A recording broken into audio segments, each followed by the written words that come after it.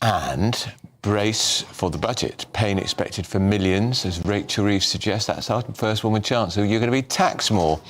A nightmare before Christmas. She's going to be the Christmas Grinch.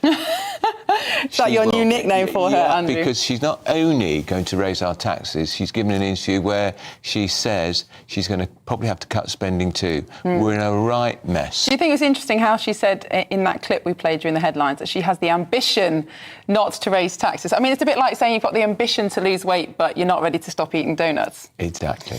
Can't believe a word the woman says. We really have good economic news about the UK this week, at the moment. What do you think Rachel Reeves is going to do about that? Well, I think we've already had a template of this. As you doubtless will remember, the Chancellor raised taxes by a total of £40 billion in the budget last year. And most of that actually fell on working people in the form of a £24 billion increase in employers' national insurance contributions, which inevitably passed on in the form of higher prices, lower wages and fewer jobs. Unfortunately, it does look like the black hole that she has to fill this time around is going to be of the same order of magnitude. So another 40 billion potentially of tax increases. Half of that is likely to be due to a productivity downgrade from the Office for Budget Responsibility. And that's the moving part where there's some hope that might not actually happen. But we've also seen higher borrowing costs. The government's failed to get welfare spending under control. And there were suggestions also that she wants to build in a bit more headroom for future budgets so that she doesn't have to do this again. So we're basically looking at a big, broad-based package of tax increases that will affect pretty much every person in the economy. How will that, Julian, create the growth that she used to boast she would be defined by when she first became Chancellor of the Exchequer? Well, of course, it won't. I mean, the government would argue that it's necessary to fix the fiscal foundations as a sort of necessary but not sufficient condition for growth. And there's sort of element of truth in that, but not the way that she's going around doing it, because it's clear that the combination of much bigger increases in public spending, targeted tax increases that are probably going to undermine investment and confidence even further. Those things are going to reinforce what economists call the doom loop of weak growth and deteriorating public finances. So I don't think she has a credible plan. I think the mistake that she's made is doubled down on the problems of the last few years, which is that the state has been getting too big. We've been spending too much, taxing too much and intervening too much. But under Labour, we're just getting more of the same. Now, Julian, as Britain has got deeper and deeper into debt and is more and more reliant on people lending us money, the role of the OBR has become much more significant. And so much of what Rachel Reeves is planning to do will depend on this mystical headroom that the OBR gives her. But that figure itself is up for debate among economists. Do you think the OBR has become too powerful? Do you think Rachel Reeves should stick to her fiscal rules, or should she give herself more leeway? Well, the OBR has only become this powerful because the government has given it these powers. So, it's rather like blaming a referee in a football match for enforcing the rules. It's not the referee's fault. That's the job that he's been given. But there are signs that the OBR has become a bit too much like VAR in football. It's over finicky. We're worrying about a striker's toenail being over the line, and we're obsessing about a few hundred million either way sometimes on a 5-year forecast for the economy that even the OBR would admit is going to be wrong. But unfortunately, it's another example of Rachel Reeves doubling down. I mean, she has given even more importance to the forecast of the OBR. So she's trapped herself into a position where whatever the OBR says now has to go.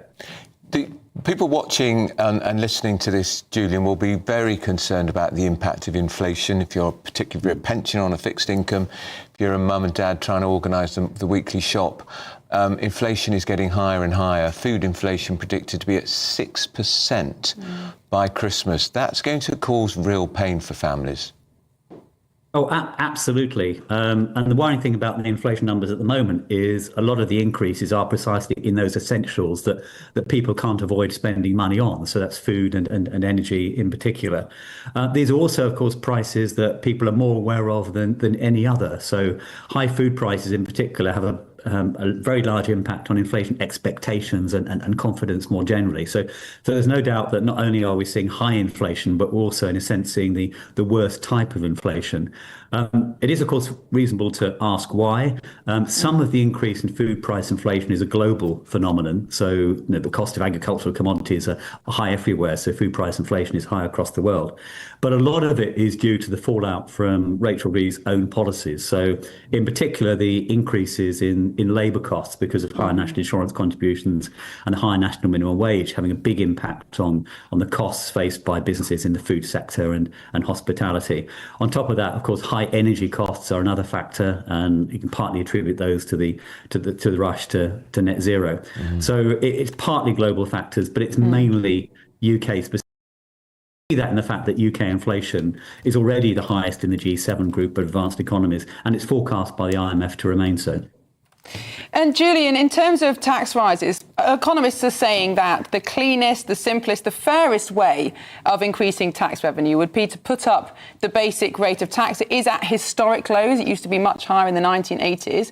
Do you agree with that? Do you think Rachel Reeves would break that manifesto commitment? Well, in a sense, she already has broken her manifesto commitments by increasing employers' national insurance contributions. Now, I know that wasn't explicitly ruled out in the manifesto, but that is effectively well, they did say they wouldn't tax work. They did say they wouldn't impose higher taxes on working people, and employers are working people. Exactly. So she's already broken that commitment. I think it's clear she's going to break the commitment again, because one thing she is going to do is extend the freeze on personal income tax allowances. Yeah. So basically the levels at which you start paying tax are going to remain fixed. She herself had said when she ruled that option out last October that doing so would be a tax on working people. So she's already broken the manifesto commitment, and it's pretty clear that she's going to do so again on thresholds. So I wouldn't completely rule out raising the basic rate of income tax or doing something on VAT. Now, if I were in her position, well, first of all, of course, I hope I wouldn't be, because I would have controlled spending better and not intervened in all sorts of ways that damage the economy. But if I were in her position, actually, I'm probably looking more at VAT rather than income tax. So look, not necessarily to raise the standard rate of VAT, but maybe to extend VAT to more goods and services, while offsetting the impact on low-income households by some tweaks in the tax and benefit system for those on the lowest income. So I personally would favour VAT rather than income tax, but hopefully if I were Chancellor, I wouldn't be in this position in the first place.